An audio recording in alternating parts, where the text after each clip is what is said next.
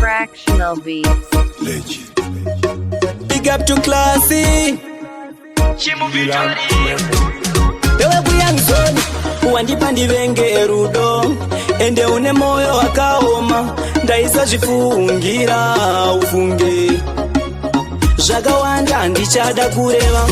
kozi moyo wangu wakarova bebi wakandisiya ndichichema dai wakangonditi goodbye zvimwe moyo wangu wakasara pari right dai wakangonditi goodbye zvimwe moyo wangu wakasara pari right dai wakangonditi goodbye goodbye goodbye dai wakangonditi goodbye zvimwe moyo wangu waisara pari right ndasara ndega I'm feeling lonely ingomira zvekundisendera matext ndakatsamwa ndakatoita move on saka baby wangu bye bye bye bye patakatamba pakakwana zvakatokwana zvatakaita bye bye dai wakangonditi goodbye zvimwe moyo wangu wakasara pari right dai wakangonditi goodbye zvimwe moyo wangu wakasara pari right dai wakangonditi goodbye goodbye goodbye dai wakangonditi goodbye zvimwe moyo wangu waisara pari right baby wandipa ndivenge rudo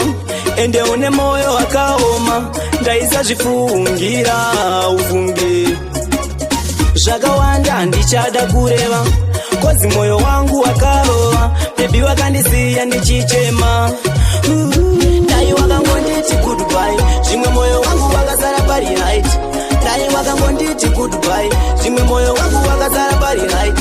dai wakangonditi goodbye goodbye goodbye dai wakangonditi goodbye zvimwe moyo wangu waisara pari right dai wakangonditi goodbye zvimwe moyo wangu wakasara pari right dai wakangonditi goodbye zvimwe moyo wangu wakasara pari right dai wakangonditi goodbye goodbye goodbye dai wakangonditi goodbye zvimwe moyo wangu waisara pari right baby